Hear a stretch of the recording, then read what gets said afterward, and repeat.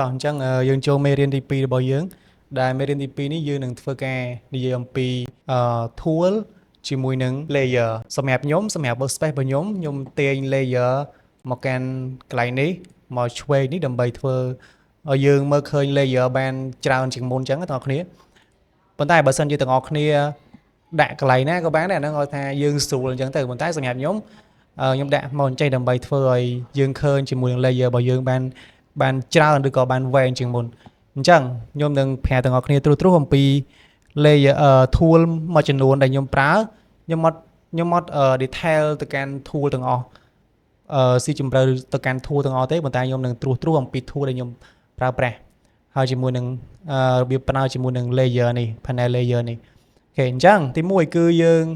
ធម្មតាយើងចូលមកកាន់ move tool អានេះគឺជា move tool ជា tool នៅ home home តែម្ដងមកនិយាយទៅវាជា tool ដែលសម្រាប់យើងឈរជា default តែម្ដងដែល tool ហ្នឹងគឺយើងអាច move របស់ផ្សេងបាន subject របស់យើងនៅក្នុង Photoshop ហ្នឹង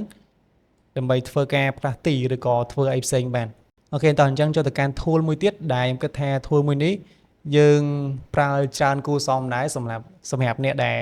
កាត់ background អញ្ចឹងវាគឺជា quick selection ជាមួយនឹងនិយាយទៅមកតកោមកដុំវាហ្នឹងគឺវាមានច្រើនវាមាន object selection វាមាន quick selection ជាមួយនឹង magic wand tool នេះអញ្ចឹង tool ហ្នឹងសម្រាប់ប្រើឲ្យគេអញ្ចឹង quick selection ហ្នឹងគឺយើងសម្រាប់ select ជាមួយនឹង subject អីមួយដែលយើងចង់ធ្វើការ select ទៅកាន់វាឧទាហរណ៍ថាខ្ញុំមានរូបមួយអញ្ចឹងណាហើយខ្ញុំនឹងឥឡូវខ្ញុំសូមបរួមបរិក្វាបន្តិចអញ្ចឹងដើម្បីនេះបរិក្បរួមមកទាំងអស់គ្នាអាចចុច L សម្រាប់អ្នកប្រើ Windows L ជាមួយនឹង mouse ស្ដាំហើយទាញទៅឆ្វេងទាញទៅស្ដាំទៅអាហ្នឹងយើងបរិក្បរួមquick selection ហ្នឹងឯងអញ្ចឹងយើងប្រើវាក្នុងការកាត់ background ឥឡូវយើងធ្វើការselect subject របស់ខ្ញុំសិនតែ select មុខរបស់ខ្ញុំចេះអញ្ចឹងអាហ្នឹងវាយើង select អញ្ចឹងហើយយើងនឹងធ្វើការកាត់ background អញ្ចឹងទាំងអស់គ្នាអាច control C ឬក៏ control V មកដើម្បីផាសជាមួយនឹងselection ដែលយើងបាន select មិញហ្នឹងណាបងប្អូនឃើញគឺយើងអូសមកអញ្ចឹងបានតែម្ដងអញ្ចឹងមកតកូលវាហ្នឹងគឺវាមានច្រើនមួយទៀតគឺមាន object ជាមួយនឹង magic អញ្ចឹងជាធម្មតានៅពេលដែលយើងឃើញ subject អញ្ចឹងវាអត់មាន subject អីនៅក្បែរគ្នាញ៉ៃអញ្ចឹងយើងអាចធ្វើការប្រើជាមួយនឹង object selection នេះបានអញ្ចឹងយើងឈរលើ layer របស់យើងមកយើងចុច mouse ស្ដាំហើយយកជាមួយនឹង object selection ហ្នឹងមកយើងអូសមកកាន់កន្លែងដែលយើងចង់ select ហ្នឹងហើយយើងលាយមកអញ្ចឹងវាធ្វើការ select ជាមួយនឹង subject ឲ្យយើង auto តែម្ដងអ្នកគ្នាយើងមិនចាំបាច់ប្រើquick selection មិញនេះណានេះយើងប្រើនេះបានអូខេនៅពេលដែលវា select អញ្ចឹងហើយគឺយើងអាចលុប background បានហើយយើងអាចប្រើ clipping mask នេះក៏បានmask no clipping mask យើងអាចប្រើ mask នេះក៏បានឬក៏យើងអាច control C control V ក៏បានដែរអញ្ចឹងយើងនឹងបានជាលក្ខណៈបែបនេះអូខេអញ្ចឹងយើងចូលទៅកាន់ tool មួយទៀតតែម្ដងទៅគឺ brush អញ្ចឹង brush ហ្នឹងគឺយើងអាចធ្វើការបន្ថែមបន្ថយជាមួយនឹង subject របស់យើងបានគឺថាឧទាហរណ៍ថាខ្ញុំចង់បន្ថែមជាមួយនឹង background វិញអញ្ចឹងខ្ញុំប្រើ tool brush ហ្នឹងហើយខ្ញុំប្រើពណ៌សតើ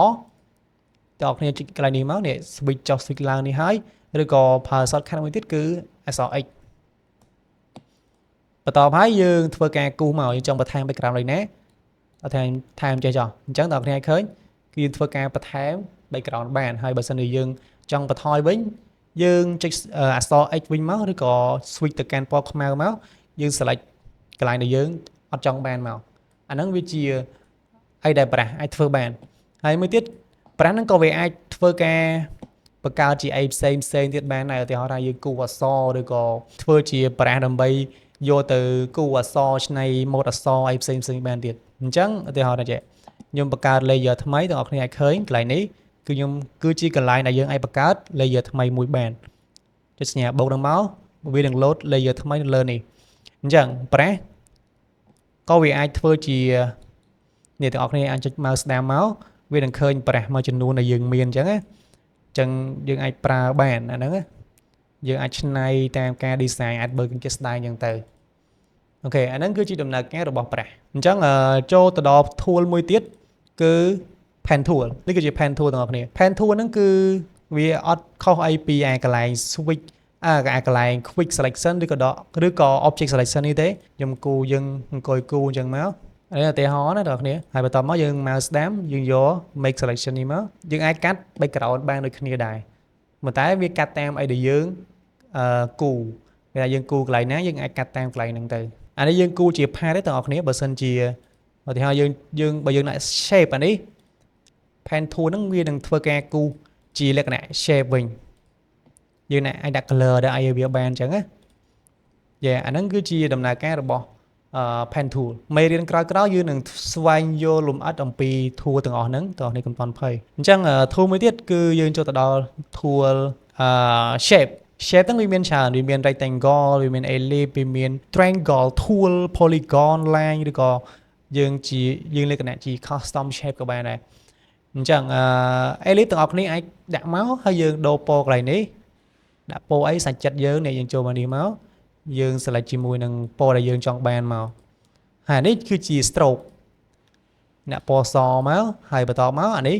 យើងយកជារង្វង់ទាំងអស់គ្នាជា ellipse បន្តមកយើងអាចគូជារង្វង់មួយអីបានឃើញអត់វាចេញមករបៀបហ្នឹងហើយអានេះ stroke ហ្នឹងវាគឺជា line ខាងក្រៅនេះនៅពេលដែលខ្ញុំតម្លើង stroke វាថា line នេះវាឡើងតាមនឹងដែរដល់គ្នាអាចយល់អូខេអញ្ចឹងអានេះគឺជា ellipse អញ្ចឹងមួយទៀតខ្ញុំនឹងបង្កើត layer ថ្មីមួយទៀតហើយខ្ញុំយកជាមួយនឹងrectangle tool rectangle នេះវាគឺជា shape មួយដែលមានលក្ខណៈជាជ្រុងនេះយើងអាច custom បានលក្ខណៈជ្រុងបែបហ្នឹងឬក៏យើងអាចដាក់ឲ្យវាកោងបញ្ចេះមកអញ្ចឹងបងប្អូននេះនេះស្រួលយល់ទេបងប្អូនអាចសាកល្បងខ្លួនឯងបានអញ្ចឹងtool មួយទៀតគឺនេះ text ទាំងអស់គ្នា text ហ្នឹងធម្មតាយើងអាចចុចលើវាមកយើងអាចគូអក្សរបញ្ឈរឬក៏ដេកតាមនឹងបាននេះអញ្ចឹង text ហ្នឹងយើងអាចគូយើងអាចសរសេរពីឆ្វេងទៅស្ដាំឬក៏ពីក្រោមឡើងលើអញ្ចឹងបានណាអូអត់ថ្មអញ្ចឹងទាំងអស់គ្នាអាចសាកល្បងជាមួយនឹងមេរៀនទី2របស់យើងបានដែលស្វែងយល់ពី tool ជាមួយនឹង layer អូខេអញ្ចឹងនៅដូចជានៅ effect នៅការដាក់ជាមួយនឹង color grading អីផ្សេងទៀតអញ្ចឹងវីដេអូក្រោយយើងនឹងធ្វើការស្វែងយល់អំពី tool ទាំងអស់គ្នាអញ្ចឹងជួបគ្នានៅវីដេអូក្រោយទៀត